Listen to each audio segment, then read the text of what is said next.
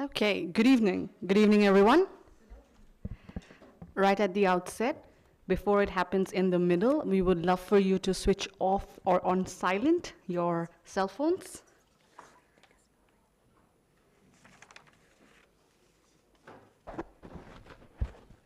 Excellent. Am I audible, loud enough? Great. There are a lot of us at the back, so it feels like I'm back in school. So if you want to come forward, feel free to kind of come forward. There's a lot of space in front. But if you're comfortable that side and you want to pass, that's okay.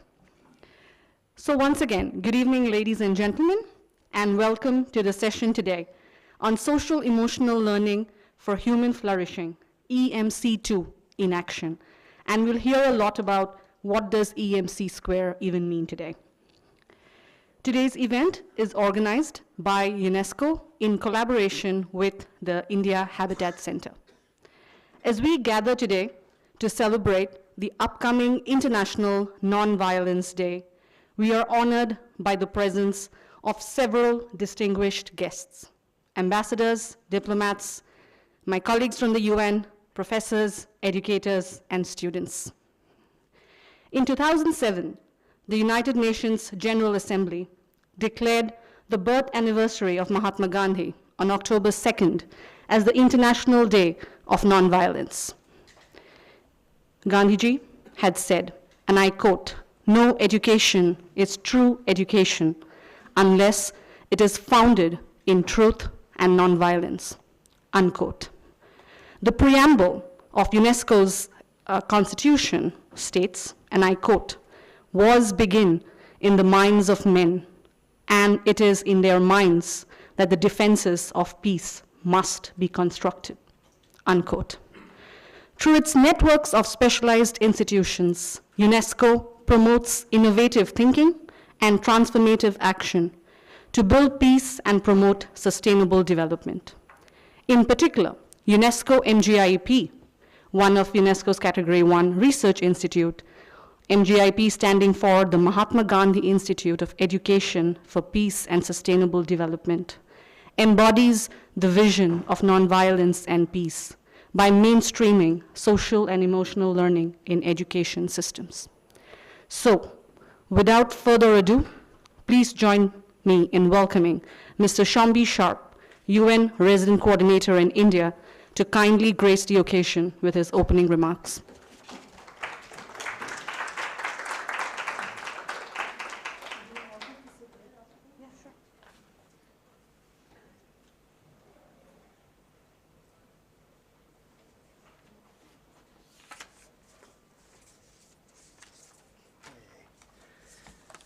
Thank you.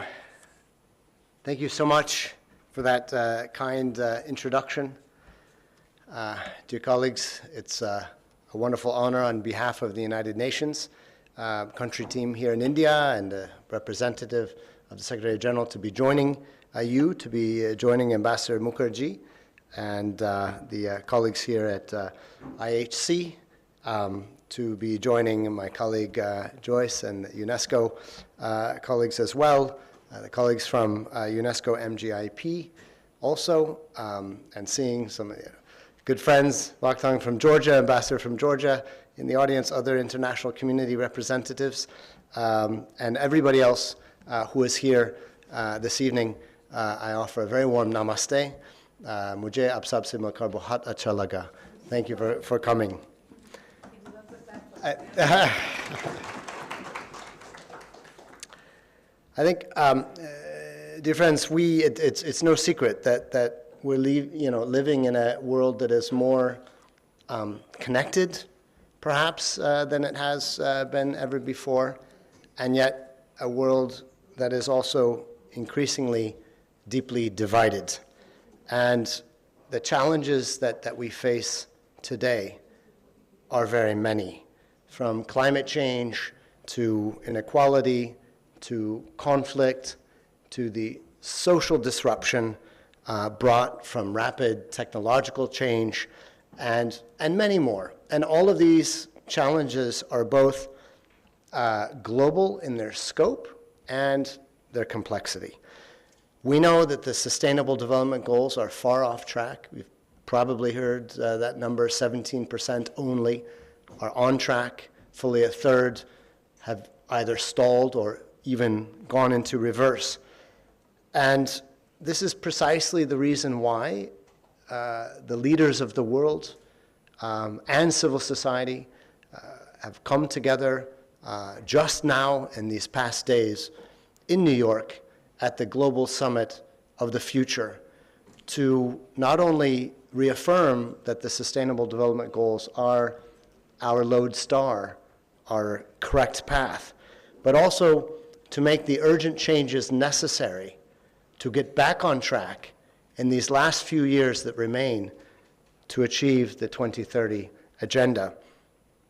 This Summit of the Future, the world leaders agreed and adopted, and it was not easy, as we know. It came down to the final late hours, all of the negotiating teams working very, very hard across the member states to adopt and agree on a pact for the future, which includes a global digital compact and a declaration on future generations, covering a broad range of key issues, from peace and security to sustainable development, climate change, human rights, gender, youth, digital cooperation, and reform of global governance. We look at reform of the multilateral development banks, the international financial architecture, and also, let's say, the Security Council itself, which I would reiterate there is no greater proponent for reform of the UN Security Council than the Secretary General himself, but it is a matter of member states to make those decisions, not of the institution of the UN itself. And it's, of course, so timely to be having this conversation now within that broader framework, because few figures in history have aligned so deeply with the goals and the aspirations and values of the UN and brought as much energy to that than Mahatma Gandhi, than Gandhiji. And I would argue that the Summit of the Future very much reflects this continuing spirit and energy. Peace among people, that's one, and peace with nature, that's the other. As stated in the UN Charter itself, our work is built on equal rights and the self-determination of peoples. Gandhiji's teachings about peace and tolerance, together with sustainable development, continue to inspire people across the world and echo in our work, even now today, so many years after his leaving us.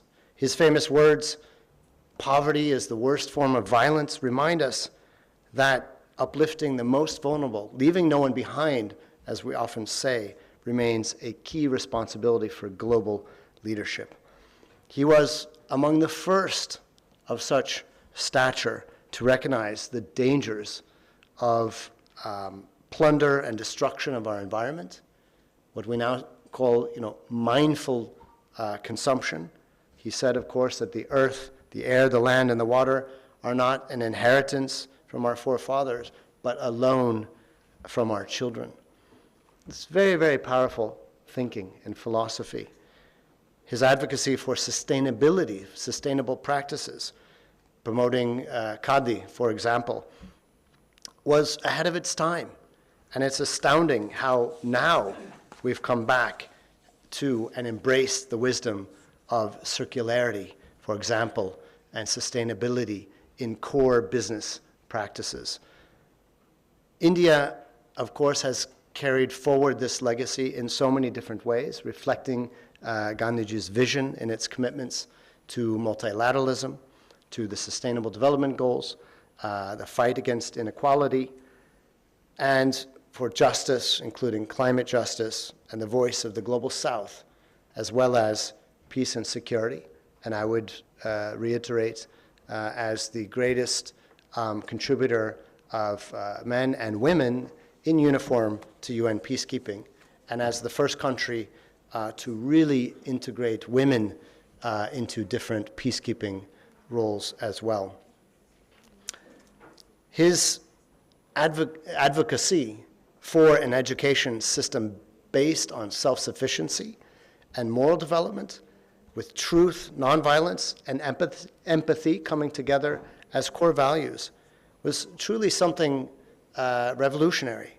His focus on vocational training, practical training with character building, emphasized self-reliance, local culture, we talk about now vocal for local, and active citizenship, democracy, and of course India being the world's largest democracy. So by integrating all of these values into the global educational system, we can together cultivate future generations that value peace, cooperation, and empathy globally, something that we need now more than ever as we see conflict raging. He brought us the philosophy and the wisdom that ank ke badle ank, dunya ko anha bana deti hai. Eye for an eye makes the world blind, and we see this playing out all around us.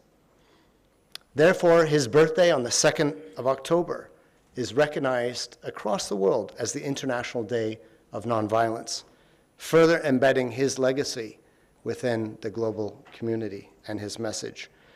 In 2012, UNESCO established the Mahatma Gandhi Institute for Education, for Peace and Sustainable Development, MGIEP, bringing together these two streams of important inspiration. The MGIEP embodies Gandhi's vision by promoting social and emotional learning, SEL, throughout the EMC2 framework that we've just heard about, and empowering youth through training programs that focus on essential human values like empathy, mindfulness, compassion, and critical inquiry is absolutely critical to building the future that we want and the future that our children deserve. As Gandhi said, real education consists in drawing the best out of yourself. What better book can there be than the book of humanity? So with that, let me again thank you so very much for joining us here this evening, for the invitation to join you. And from the United Nations, Bahut bahut dil se dhanyavad, bahut dhanyavad. Thank you very much.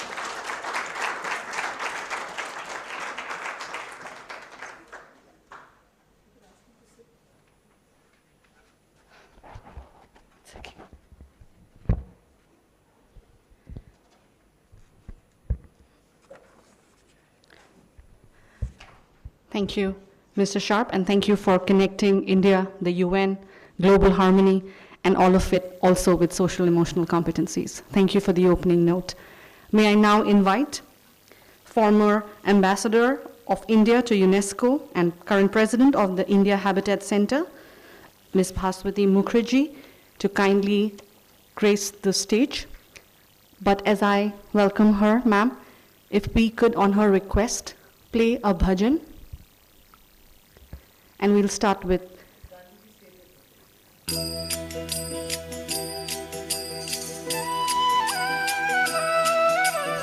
Raghupati Raghav Raja Ram Patita Pavan Sita Ram Raghupati Raghav Raja Ram Patita Pavan Sita Ram Sita Ram Sita Ram Bhaj pyare tu Sita Ram Sita Ram Sita Ram Bhaj pyare tu Sita Ram Ishwar Allah tere naam सबको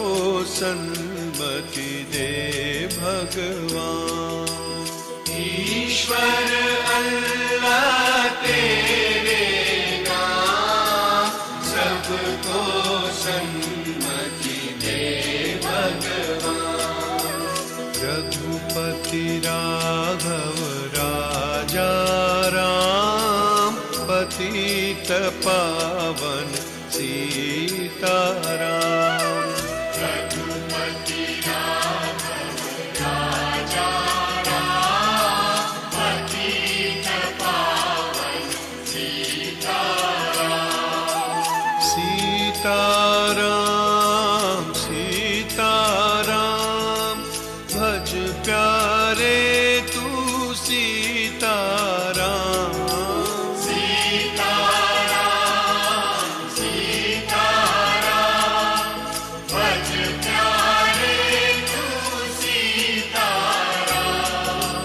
ईश्वर अल्लाह तेरे नाम, सबको सन्मति दे भगवान।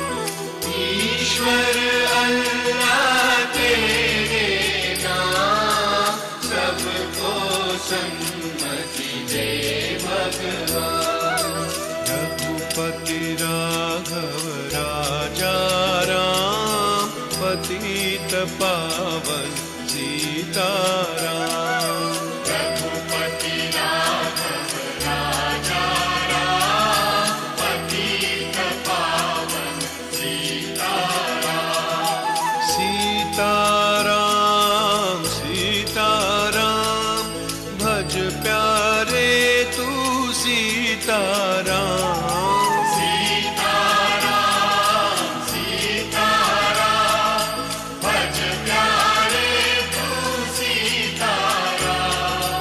ईश्वर अल्लाह तेरे नाम, सबको सन्मति दे भगवान।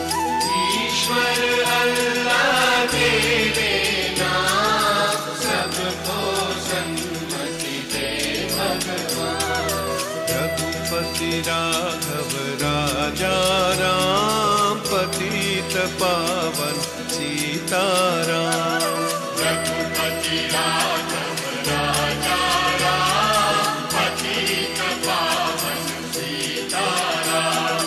रघुपति राघव राजा राम, पतित पावन Sitaram. Raghupati Raghav. Thank you, and thank you everyone for your patience as I welcome Ms. Mukherjee to come on stage and perhaps talk a little bit about Gandhi and how his philosophy is perhaps even more important than ever in the current times. Ma'am.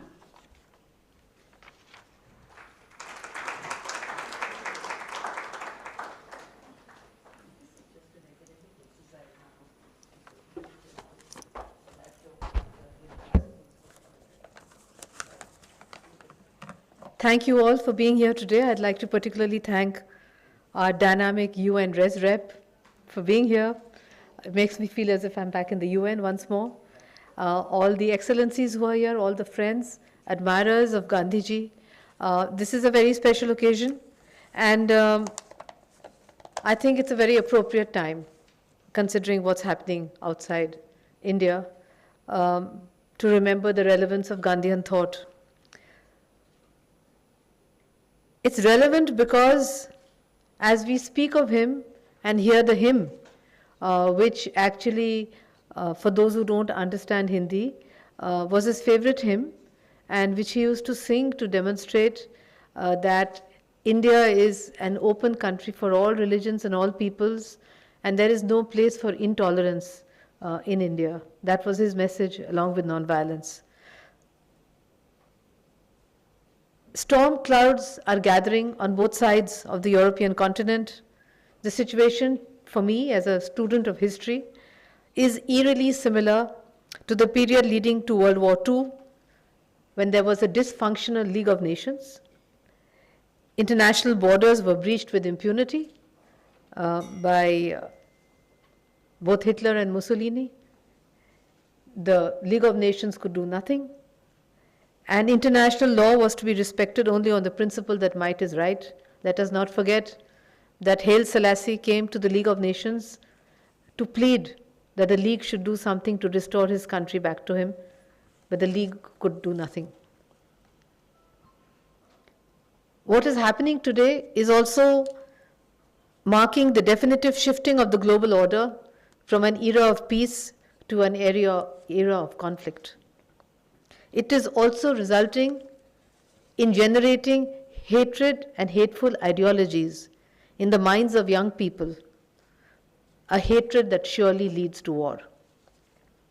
I would like to recall the words of the great Palestinian national poet, Mahmoud Darwish, who said, and I quote, "You have stolen the orchards of my ancestors and the land that I cultivated, and you left nothing for us except for these rocks. If I become hungry, the usurper's flesh will be my food." Could anything be more different from the Gandhian philosophy of nonviolence? I read this poem to explain that to uphold Gandhian principles needs enormous strength of mind,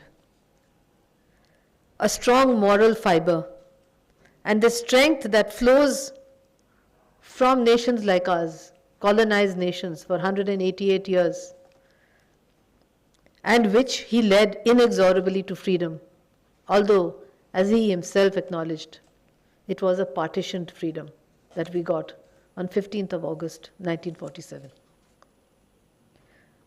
There are few societies globally that take more joy in freedom than contemporary India. If Rabindranath Tagore was the prophet of freedom, then Gandhi was the architect and designer of freedom, India's freedom. His first national mass movement, non-cooperation, between 1920 and February 1922, was perhaps his finest achievement, for it liberated Indians, colonized Indians, from fear, every kind of fear, physical and mental. And it was a necessary prelude for preparing India for final liberation from British colonialism. For without 1920, there could have been no 1947. The 20th century saw the onset of independence as the formative concept of the nation and freedom of the people. Many of us who are not students of history forget that until the Second World War, the crossing of international borders and conquest was perfectly legal, just as it was perfectly legal to colonize continents and peoples, as indeed we were all colonized, and it was considered to be legitimate, part of international law. The British Empire was immoral, but it was not illegal. And Gandhiji steered us through to win that final freedom. Gandhiji believed that true and complete independence could be achieved when the nation attains not only economic or political, but social and moral independence all over India.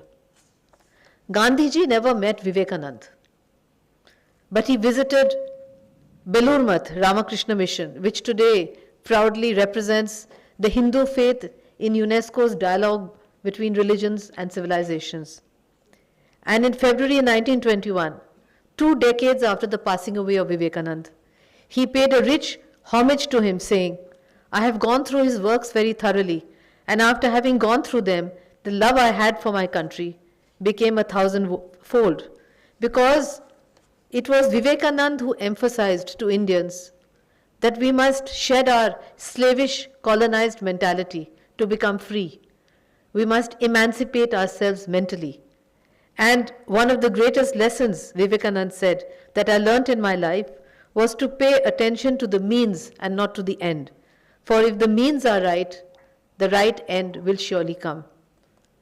And this was the same terminology used by Aurobindo and by Gandhiji when he talked about Satyagraha.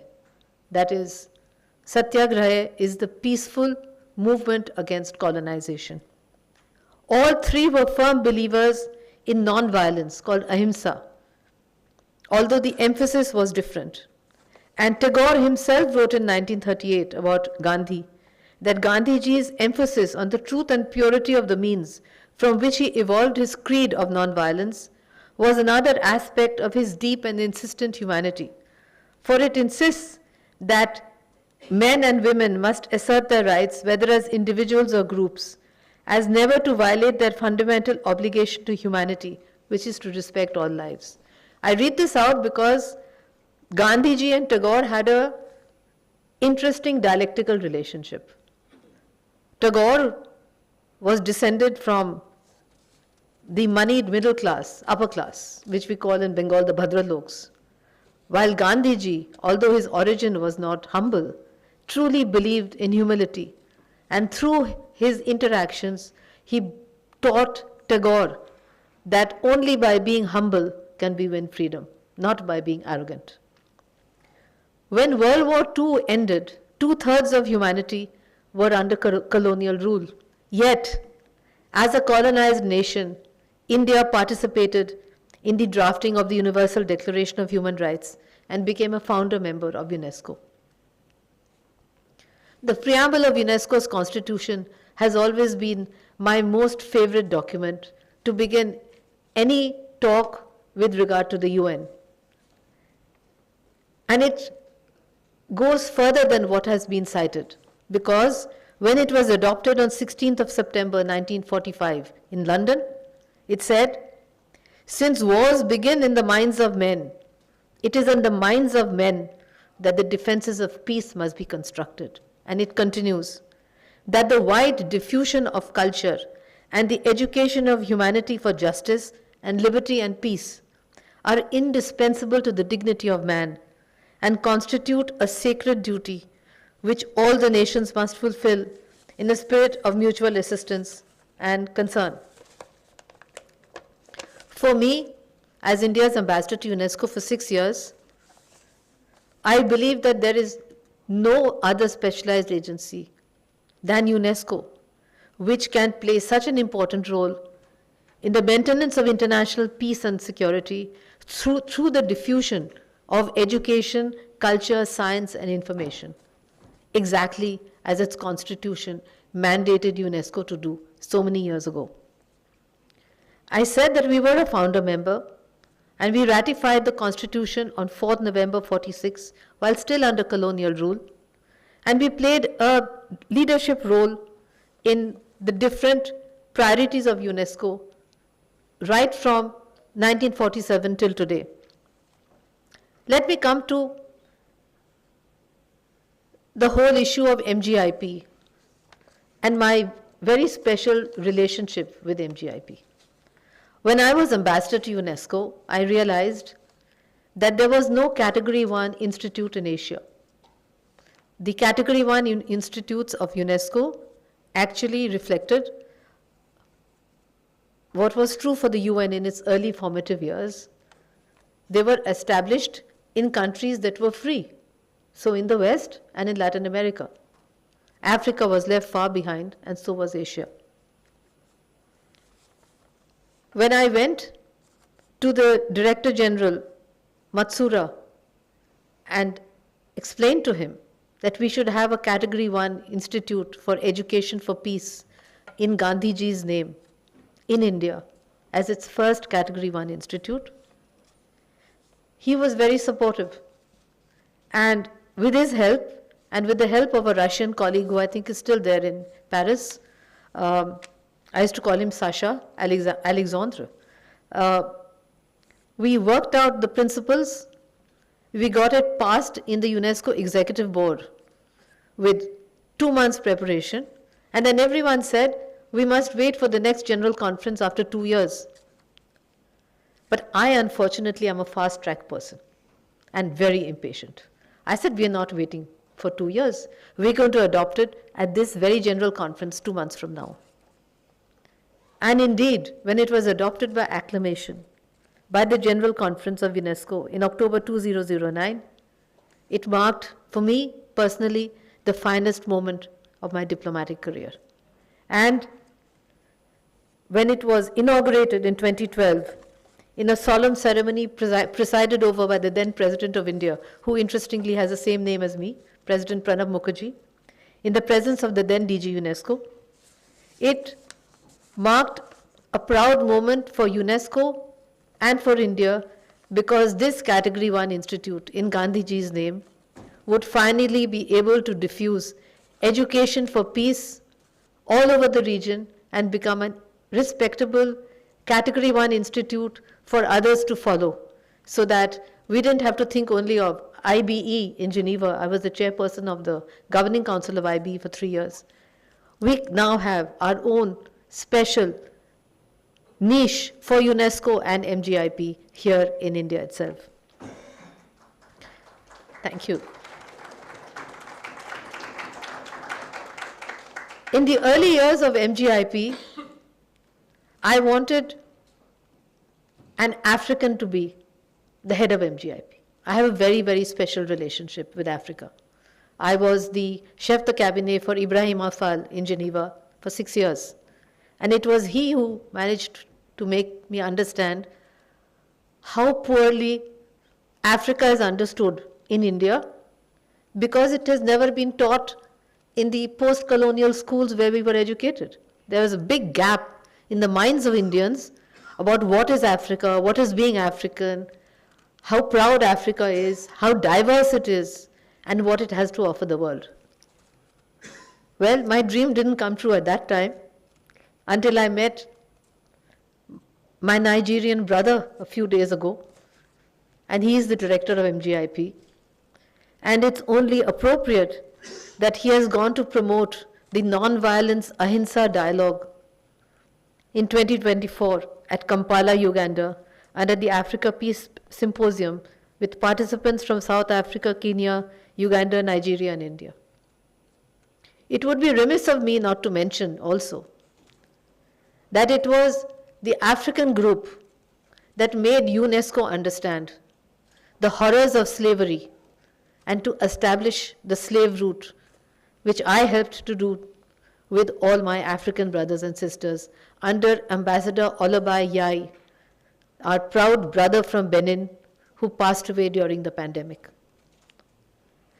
When the slave route was established, it marked a new moment in human history where people globally understood what was slavery, how proud Africans from the best families were kidnapped through those infamous gates of Senegal and sent off to lead the rest of their lives in human bondage all over the world. When slavery came to an end, it was replaced by another horror called indenture. This time, Africa passed its burden to India, and 1.5 million Indians replaced the freed slaves in the sugar plantations that had fallen silent when slavery was abolished. And those 1.5 million Indians endured the same horrors that the slaves did, so that when I wrote my last book on indenture, I explained that it's like a coin with two heads, with the black African slave on one side of the coin and the brown Indian indentured on the other. Let me also explain that Gandhiji, as has been said by Mr. Shombi Sharp, and I pointed this out yesterday in a lecture, that those countries that believe that the only thing that matters to them is an eye for an eye should remember what Gandhi said, that an eye for an eye will only end by making the entire world blind. It's not going to get us anywhere. The sooner that the world understands that an eye for an eye may have been acceptable in biblical times in the Old Testament, but holds no value today in 2024, only then can we think of peace returning to this troubled continent. Similarly, just as the black slave and the brown indentured are pure dialectics, two sides of a coin, non-violence and truth are pure dialectics, two sides of the same coin. The ultimate ideal of non-violence and truth is to remind the global community, with the help of the United Nations, with the help of UNESCO, of the futility of going in the opposite direction. That is why we celebrate Gandhi ji today here in Habitat. And I personally hope and pray that given the horrors that are taking place on a daily basis on both sides of the European continent, that the world is not running out of time and that we can still save the world from the horrors of World War III. Thank you very much.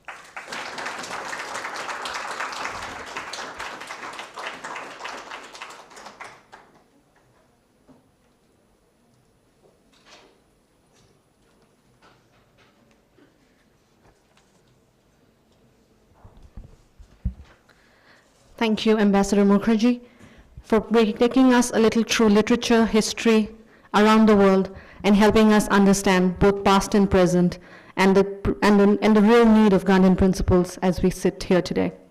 Also a little bit of journey of MGIEP, which I think as a staff, it's always helpful to hear its origin. So thank you very much. I would now like to welcome my colleagues, Ms. Renuka Rautela and Dr. Anurag Deep, to come here and tell us a little bit about how do we embody the Gandhian principles in our work in MGIEP and our framework that we call EMC Square. We've kind of referred to it in our title, but it's time to know a little bit about what it is and what it means and how do we experience it. And also to just make a note to the audience today that Dr. Nandini Chatterjee Singh was also going to join us today, but due to a medical emergency, she has been unable to join, but both Renuka and Anurag have kindly agreed to incorporate her section. Over to you. Sure. Sir? Yeah.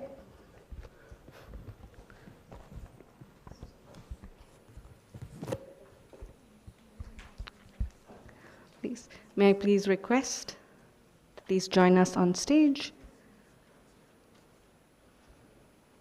Thank you.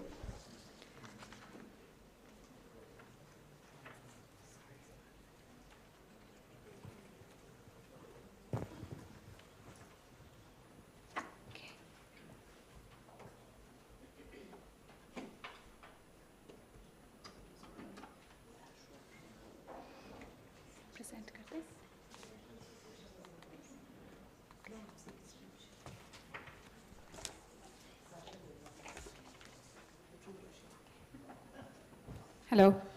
Good evening, everyone, and a warm welcome to all of you to this session today. I'm Renuka Rautela, and I'm joined by my colleague here, Dr. Anurag Deep. And today, together, we're going to explore how, as an institute, MGIEP is embodying the Gandhian principles, the Gandhian philosophy, and how we've kind of developed our programs around it. So today it's going to be a little more of flavoring and experiential opportunity for all of us. But I hope that at some point of time we can certainly connect and learn more about the work in detail. Thank you, everyone. So how are we doing? Are we feeling ready to go ahead? Are we feeling ready? Okay, can I see everybody's thumbs up or going down? Okay, I'm still waiting, Okay, awesome, good to know, good to see that excitement. So our session today is going to be a little exploratory, and there's going to be opportunity for you to engage with us, participate, some reflections, some introspections, and some practices together.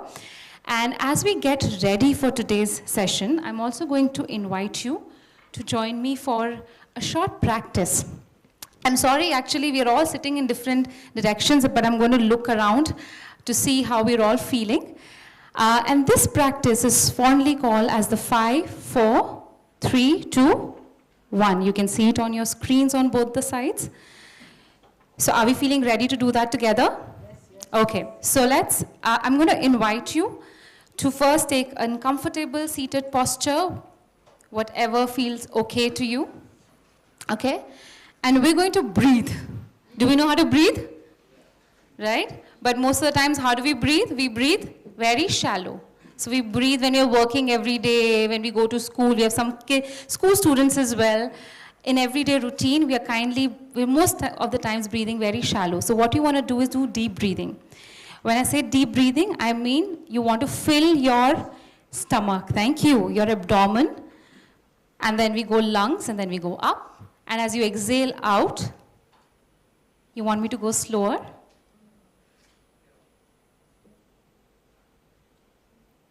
Is it okay? Yeah?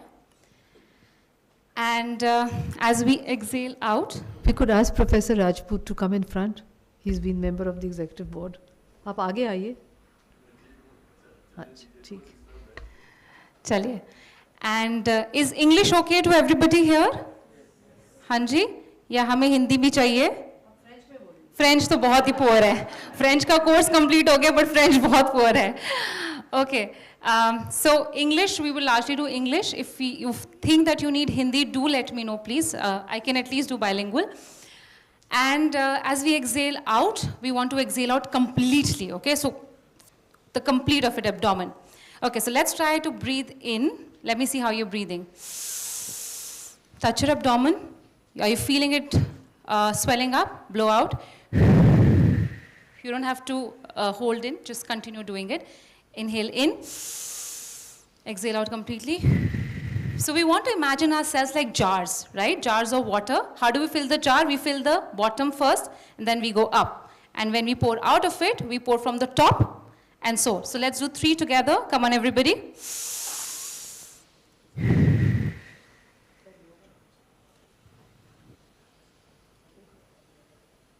See, that's when you realize how tough it is. Okay, thank you everyone. And now on our screen here, back again to you, we're going to do the 5, 4, 3, 2, 1. It's a very simple one. I'm going to take you through it. Okay, so you can keep your eyes open and look around you to find 5 things, any 5 things that catch your attention. And let's quickly acknowledge them, name them inside our head. 5 things that you see. Like I see the chair, I see ma'am there. Similarly, okay? Let's do 4 things that we can feel. So sensation of touch. We're going to focus on sensation of touch. Maybe you can feel the chair. Maybe you can feel your hands.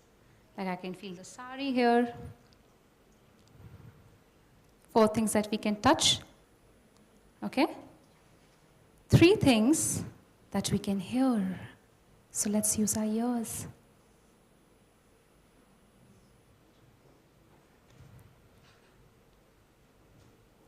Two things that we can smell. So use the sensation, use your nose. Maybe it's the perfume of the person who's sitting next to you, or the aftershave, or the smell of the carpet. Okay? And one thing that you can taste. So let's activate our taste buds. Maybe you had the coffee, or the tea, or the biscuits outside.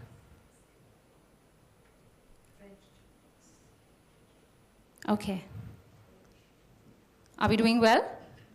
Yeah, so what we just did was we activated our sensory organs actually, the one that we've all learned when we were growing up, and we've paid attention to that. And as we paid attention to it, we gained a sense of calmness within. You connected to yourself, right?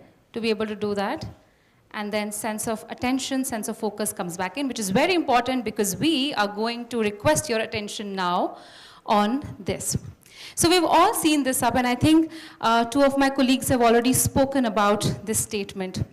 How many of us have seen this before, heard about this? If we can read, it says, since wars begin in the minds of men and women, it's in the minds of men and women that the defenses of peace must be constructed, right? Okay? 1945, for the first time, incorporated into the UNESCO Constitution. But the good question to ask is, how are we doing that? Is there any validity in it? The good news is there is. What is the science telling us? Let's go back and focus. So if you can see the picture here, you see an image of a brain. And please use your respective slides, whichever are nearer to you. And without getting lost in the taxonomy of things and what's in it, right? I want you to focus on two parts here, the ones which are in green here. So the first one here is the thinking brain, which is right here in the prefrontal cortex. It's right here. So if you can touch it, it's right here behind your forehead. And the other one is the limbic cortex, which is the emotional brain, which is somewhere here behind your ear. So if you can touch that, you know where it is. Now, what's their function? The prefrontal cortex is the one which is helping you to take decisions, problem solve, come up with rational interventions, maybe evaluations. That's the kind of thing we focus in schools even today, right? And then there's the other part which is there, which is the emotional brain, which is the limbic cortex, which is responsible for awareness of oneself, emotions, relationship building, social skills, etc., etc. Now, for the longest time, we thought they were not dependent on each other. And we said, hey, take a rational decision. Why are you thinking from your heart? Sometimes you would say that, right? Growing up, I heard that a lot. Come to a practical conclusion. But the reality is that both of them are connected. So if you want to be taking decisions in your life, be it about what am I going to wear today, to what, how should I go to office? Should I take a metro or should I take the bus or should I take the car? Or bigger decisions in your life, what should I do when I grow up? Whom should I get married to? When should I get married to? Or maybe what should I do after I'm retired? All of those decisions are not just cognitive decisions. They have a very important aspect of your emotions, of the relationships you share and what you value. So what we're trying to say is that the social, emotional, and the cognitive brains are connected. Therefore, if you want to go back on this statement, which was here a few seconds back, let's look at it from this new lens now. If it's in the minds of men and women that the defense of peace must be constructed, so peace is not a cognitive process anymore. It's a cognitive, social, and emotional process. And you will have to build all those aspects to be able to inculcate this peace into the minds of all people here and beyond this. The good news is that we can do it. Because what we know from neuroscience is this concept of neuroplasticity. Very simple. Any guesses of what this word could mean, neuroplasticity? We can do wild guesses, it's okay. You can be loud enough, yeah? Yeah. It's just when your brain is getting rewired, in a way, I don't think I can explain it in a more technical language, definition like that, but it is about building new connections to things, to experiences, and the more we do it, the easier it gets for us to connect. So whatever we do, whether it's good or bad or ugly, it starts to wire up. It starts to wire up. Is that the kind of estimation that we had around neuroplasticity? Any other thoughts in the room? Yes, ma'am, please. So I would like to explain it via input-output. Okay. So it's like kind of input you use it with your brain, it gets changed in that way. So neuroplasticity is also like that, and we can change and how she said rewire it. And that's what habits, SEL is can also do. So it can let you change neuroplasticity. So input will be that kind of.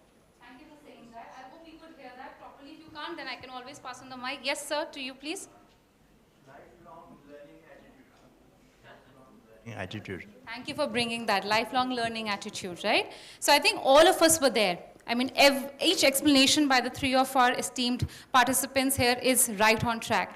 What we are trying to say is think about, okay, let's take a moment. Think about the last time you learned something new that you thought you could never do.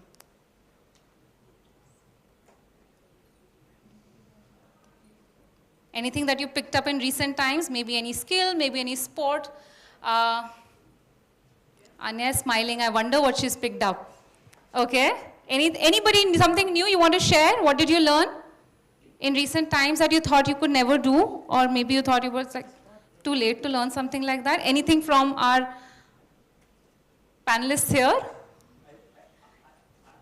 the origin of Shombi's name, unusual name. Okay.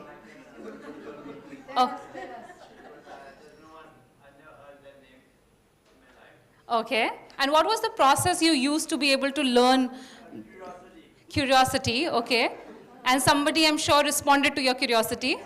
Yeah. knew for many years, but then I didn't have time to ask. Okay, okay. So new learning happened because there was curiosity, definitely a step one, and then there was a response to that curiosity, which perhaps, I don't know how you learned about it, but I'm assuming you spoke to each other and you kind of understood the origin. Anything else? Any other person who's picked up something in recent times? Yes, sir, to you, please.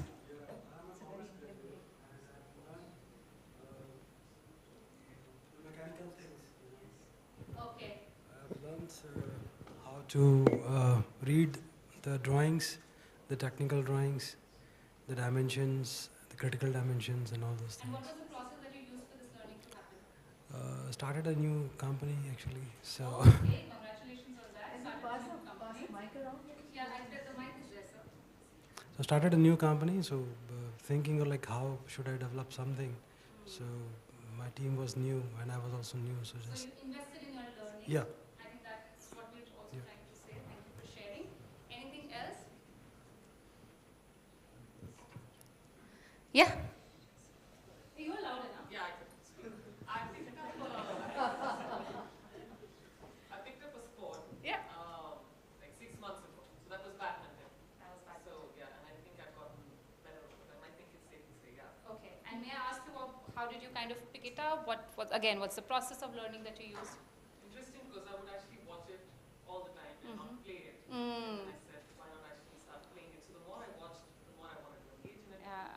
And when I began, I wasn't very good. I think, yeah. And then I think now I'm a decent player. Yeah. Thank you for sharing that. And that's precisely what we're trying to also prove here, right? The idea of neuroplasticity. You're investing, in this case, when the 3 examples came in, it sounded like we invested in that curiosity, we invested in that learning through whatever processes we followed. And by the end of it, I mean, we're still in the learning process, but we feel more confident that we've achieved or learned a skill, right? This is exactly what we're trying to say, that just like, now the conversation is still peace education, right? So in the same conversation, if you're giving the right inputs, and ma'am used that word here, but if you're giving the right inputs and the right experiences, then perhaps over a period of time with repetition and gradation, there would be a point where this idea of peace education might be inculcated in young learners, in teachers, in educators, in all human beings around, right? So we want to have faith in what we know of neuroplasticity. And what we are doing at MGIEP is that we recognize this. We are aware that cognitive processes are not enough. If I tell you what is speech education, if I give you a chapter on that, that's not going to be helpful to you. If I tell you this is what non-violence means, that's not going to be helpful to you. It needs to become a behavioral change. And in order for it to become a behavioral change, we will have to work on what we call proudly as the social and emotional learning. And I think that word has kind of already been in the room for a while. And different organizations and people have different way of understanding that. When we look at SEL, we are largely talking about these 5 elements here. So we are saying that become aware of who you are, what do you feel inside, right? What are your values, your beliefs? Understand your emotions, understand ways to navigate them. Understand the other person, be more empathic and caring and compassionate to that person. We're talking about using evidence, using data to take responsible, rational decisions in your life and to be able to handle challenging situations, which will change over time. What is challenge 10 years back? I mean, when we were at school, maybe, no, I was not at school, I was a little older, is not the same, right? And the world does not look the same. So to be able to maneuver that challenging situation and have that skill set, I think that is very foundational to SEL. And so I think Poonam has spoken about this. We are talking about the 4 critical competencies for MGIEP when we say about social and emotional learning. That's empathy, mindfulness, compassion, critical inquiry. We call it EMC square. It's like a little take on the Einstein-mass equivalence relationship, so you cannot forget it. Remember, we've all learned it at school. E is equal to MC square. Of course, the same does not follow, the relation does not follow, but it's a fun way to remember that. So those are the 4 competencies, and this is a little description of it, but I don't think I want to go into the details of it because we might experience it together, but quickly, empathy is the ability to understand someone else's emotion, someone else's thought. So perspective taking, me being able to understand, why ma'am has a certain opinion about something, right? Why sir is feeling something like this in a present situation, in whatever situation. Mindfulness, we did a lot of mindfulness today, already done. You've been listening, hopefully, to everybody very attentively demonstrating mindfulness.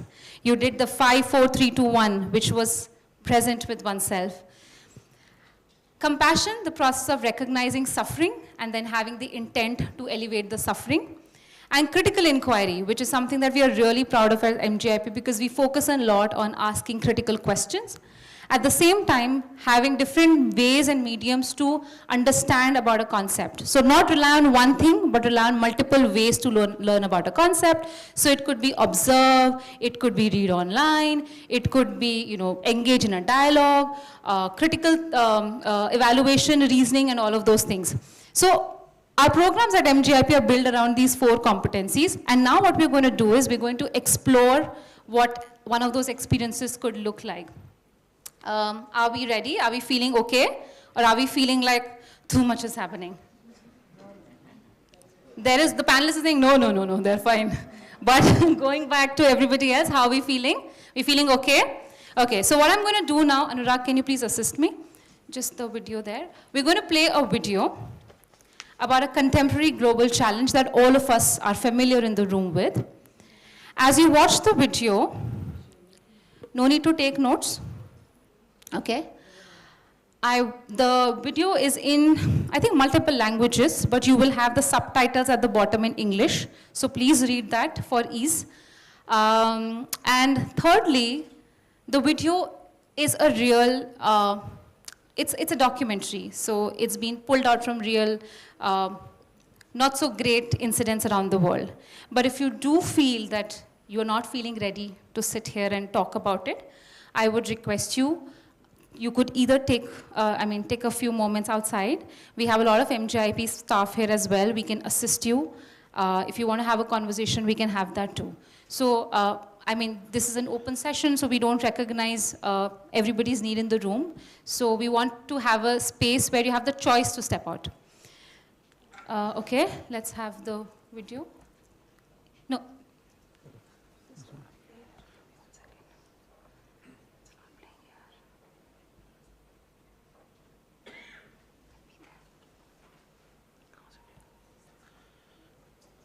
Sir, sound nahi aa rahi. And returning now to the continuing flood disaster in Bundaberg, and up to 2,000 people have been evacuated as the river reaches the biggest peak in recorded history.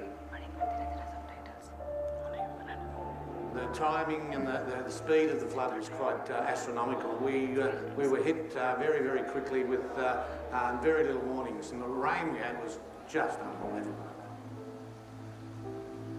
I was there to see the helicopters lifting the people off the roofs and all that sort of stuff, the army coming in and the Air Force coming to help. It was just unbelievable. Well, I was watching the river early hours of the morning, different times of the day, to have a look to see. We saw containers, I saw many horses, cattle, pigs, big trees, 12, 15, 20 metres long, flowing down that river. It was causing a lot of damage. Sorry, the video is not the right video. Just give me 1 second. Don't worry. We are there.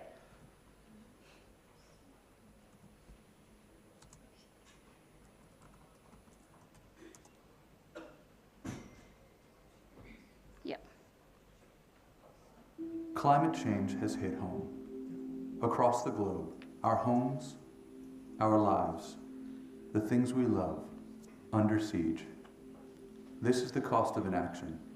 This is the cost of carbon.10个组呢，就有8个村民小组呢，那边道理呢，全部实行。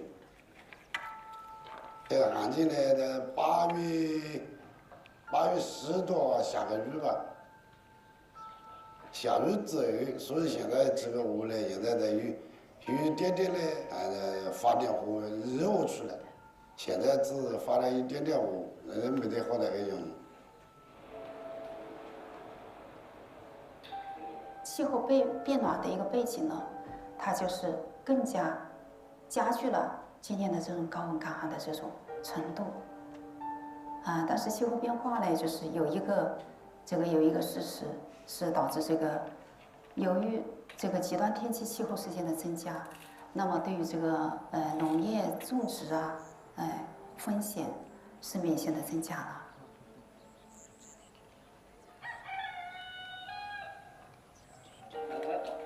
我哪个年到没打过了？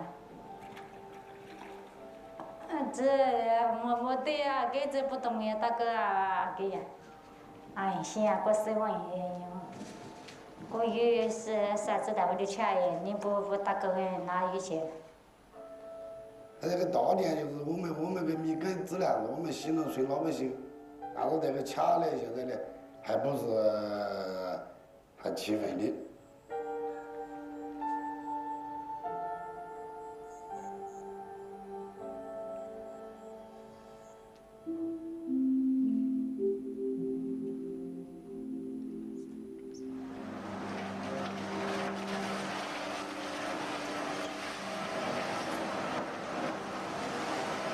वजह से और 2 बजे रात तक जो है मूसलाधार बारिश हुई था। पानी इतना ज़्यादा था कि बाहर निकलना मुश्किल था। ये जून के बाद जो भारी तबाही जो उत्तराखंड में उसके बाद लगातार हर दिन बारिश होती है और हर जगह कहीं न कहीं बादल पड़ते हैं। बहुत अन्याय हुई।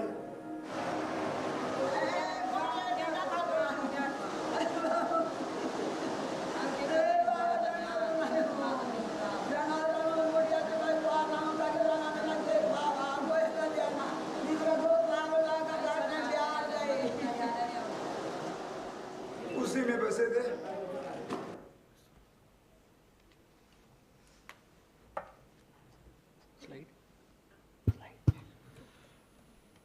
Okay, so the video is longer, and the video captures 3 countries actually. It does China, India, and Bangladesh. We didn't play the rest of the video time, and of course, also leaving some curiosity for you to go back home and watch it. There are these post-its right in front of you, and we're not going to talk much, but if you have a pen, if you don't have a pen, if you have your phone, then I want you to quickly jot down whatever you are experiencing inside, okay? What are you thinking? Maybe what are you feeling emotionally? Any sensations that you're experiencing? Feel free to write what is coming to your mind right now. Honest, at the same time, don't worry about what words, how am I writing, sentence structuring, just write for the next few seconds. Let's just write.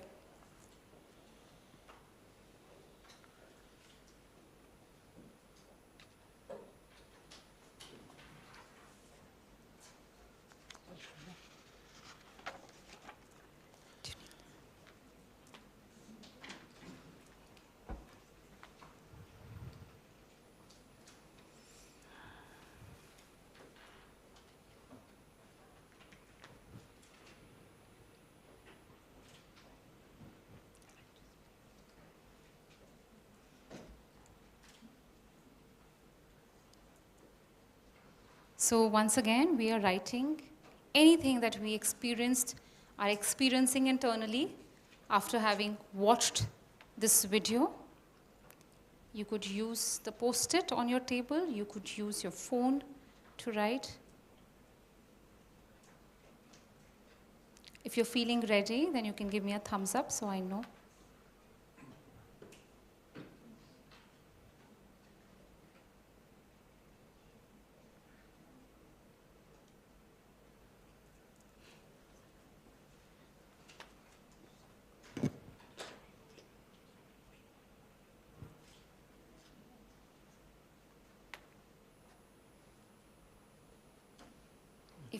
If you're feeling ready, just show me with a thumbs up so that I know we're doing well. For those who've shown me, I've acknowledged that, please.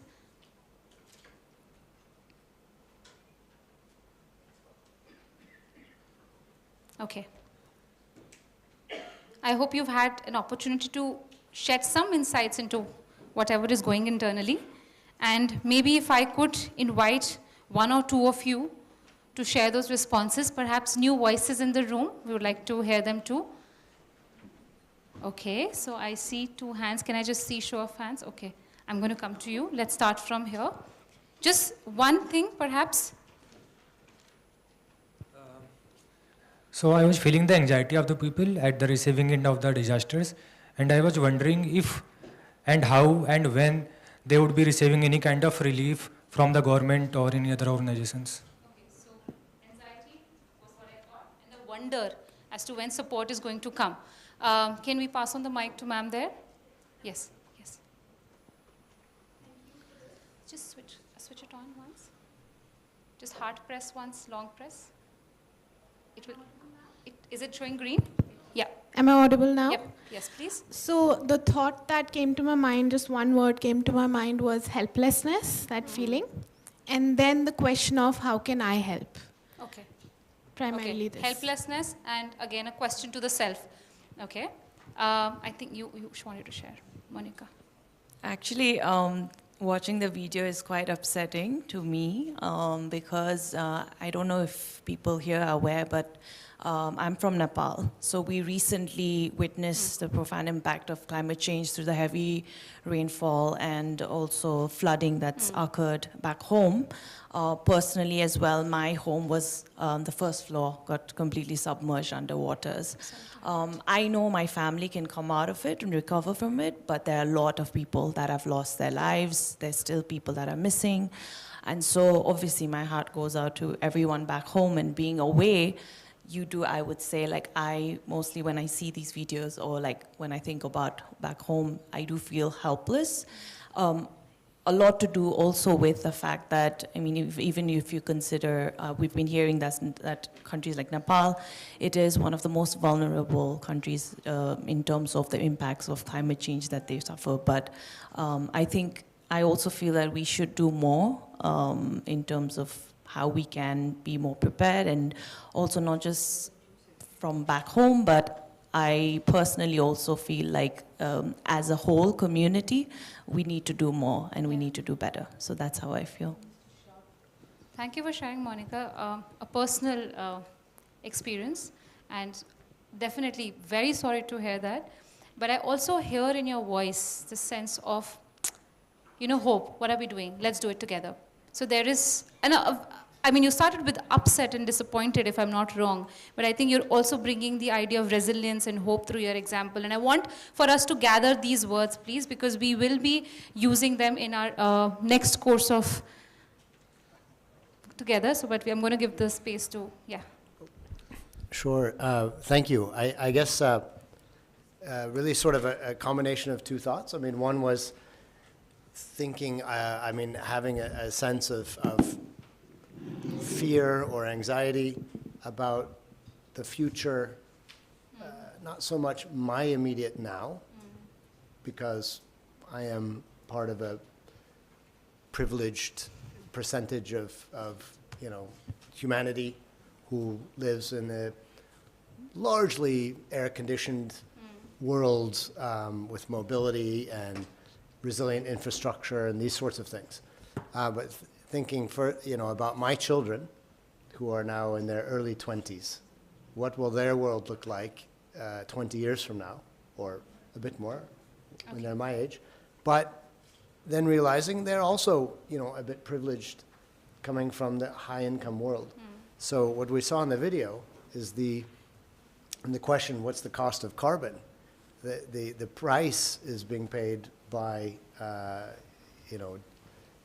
developing world, by lower income world, by vulnerable communities, and the ones who haven't contributed to the problem in the first place. Yeah. And this is a real tension right now in the world, because on the one hand, we need to reduce carbon, which compounds the problem. On the other hand, the resilience that we see that's needed in those videos still too often comes from energy which is not clean. So what do? You cannot deny people disaster-resilient infrastructure. You cannot deny people access to energy, especially, the people who didn't create the problem in the first place. Okay, thank you for sharing that. And I'm going to, and I am mindful of the time. If you could get the, what? Yeah. Okay. Yes. Yeah.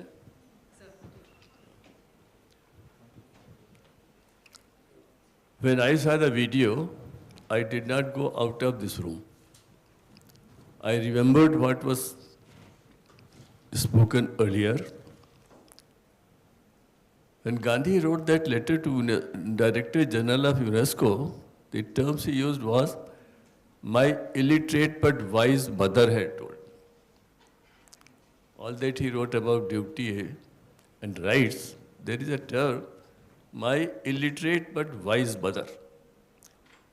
And when I used to read it, I thought, well, there is so much of wisdom that abounds everywhere in every individual, every place, every community, globally. Then why we as human beings are moving on the same path which is leading us to destruction? We understand what will happen, what climate change will do, but we are not still emotionally, intellectually alert to perform our duty. The other thing that came to my mind was also related to Gandhi, when Gandhi said, nature has sufficient resources to meet the need of everyone, but not the greed of anyone, not even one person. This is all came to my mind while I was watching these videos. Thank you, sir, for those reflections. And as we close on this, and I want you to also remember that there is a space for these emotions of anger, fear, anxiety, helplessness in the entire conversation of climate change. What you see here is a climate emotion wheel. And if you look at the emotions there, anger, sadness, fear, positivity, which you kind of touched upon, there's a space for all of them, because until and unless we don't have the anger, we will not be motivated to also change. And this is where we also want to take inspiration from Gandhiji as well, right? He talks about that I want to conserve my anger. As heat conserved is transmitted to energy, even so our anger control can be transmitted into a power which can move the world, which is very well, beautifully documented in the non-cooperation movement, which also ma'am shared here. I know we don't have so much time to go into the history lessons because ma'am is giving me like time up there. But what we also want to share with you is that be with that emotion. That emotion is important. The emotion of empathy and compassion for somebody else is also important, because that's going to motivate you to change. And what Mr. Shombi Sharp also here mentioned. Be with the emotion of anxiety also, because that will be that urgency that we need to make that change happen. And stay with the emotion of positivity. Stay with the emotion of looking forward in future, because that's equally important, because that's the sustainable part of it, right? Otherwise, we'll get lost in all the anger and the sadness that we have internally. And I think on that note, do we want to? I think one last question, yeah. And we can wrap yeah. up.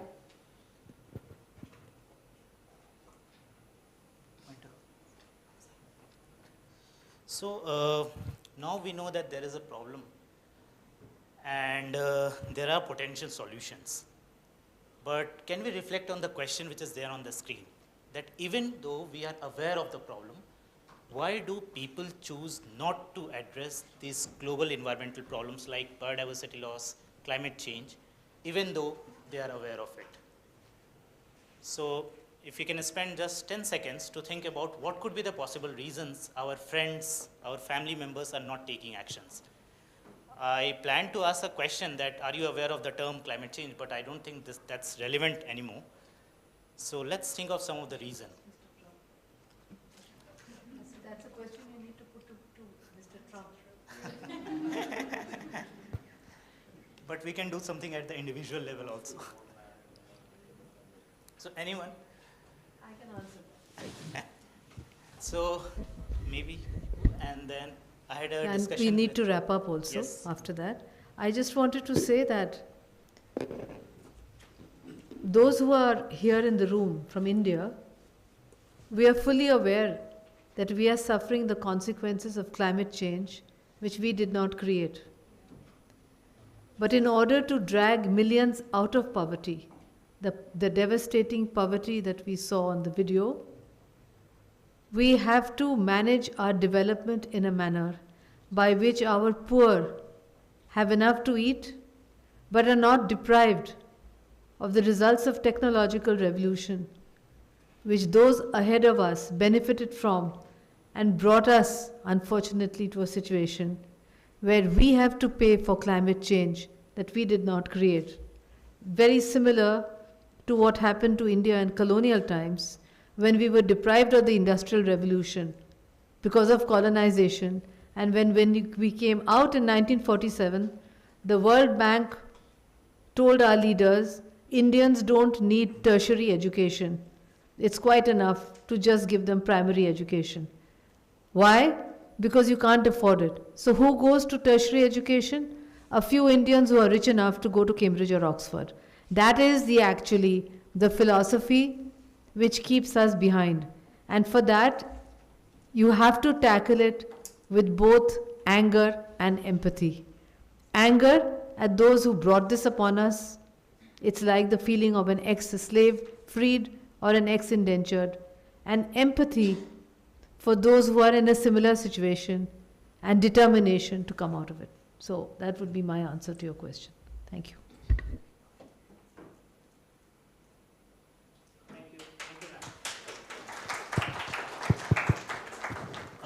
I think one last answer, and then we can close this session.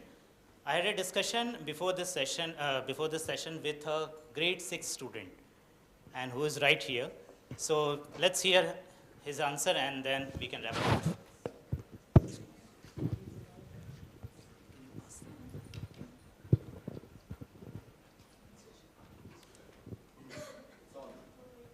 Hello? Oh, damn it.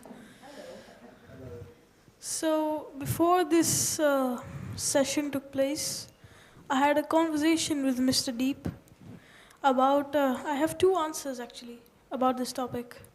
Answer number one, many people, they just want it to be instant. They don't want to put, they don't want to put their work, they don't want to put any effort into addressing global environment or making a difference. And as such, that's why many people, they don't contribute to it. A second reason I have is many people that I've met, both online and offline, they don't know about climate change, or they probably don't even believe in it.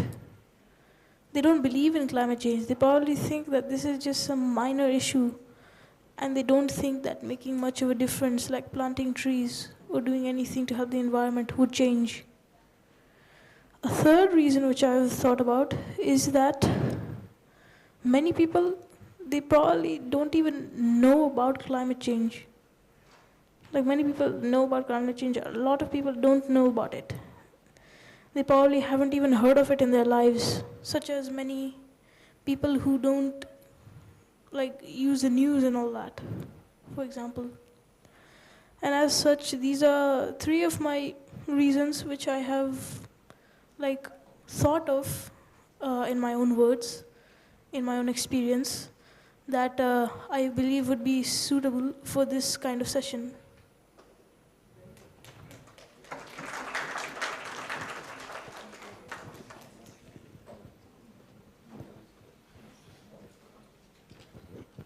I think you have already covered three of the points which I wanted to show in the next slide: ignorance, denial, being lazy. So, yes. So, let me hand this to Poonam. Thank you, Anurag, as well as Renuka, and our very enlightened audience for participating, as well as to our esteemed panel, both young and old. Thank you for your response. And to bring the session to an end, may I invite Ms. Joyce Poan, Chief of Education, UNESCO South Asia Regional Office in Delhi, to share her closing reflections and a final vote of thanks. Thank you, Poonam, and good evening, everyone. My name is Joyce, and I would first of all like to thank and acknowledge Shombi for sharing your time with us tonight in honoring Gandhiji. Ambassador Mukherjee, for your initiative in bringing together followers of peace Renuka, Anurag, and Poonam, and fellow colleagues from MGIEP for opening up our eyes, our hearts, and our minds to the true meaning and the power of peace. As Gandhiji said, if we are to teach real peace in this world, we have to begin with education, and education for the children. And peace is not just the absence of war. It's actually the active fostering of justice, empathy, and human security. But peace has to be together. It has to be done not just by me being happy and being secure here, while perhaps some other people in other parts of the world are not. So we in UNESCO, we have always promoted, since our beginning, the promotion of peace, the promotion of justice, and the promotion of equity. And without further ado, I would like everyone here tonight to please reflect on the things that we have learned today, and that peace is indeed not just the absence of war, but it's active action for equity, for peace and social justice for everyone. Thank you very much for tonight, and thank you, distinguished guests. Good night.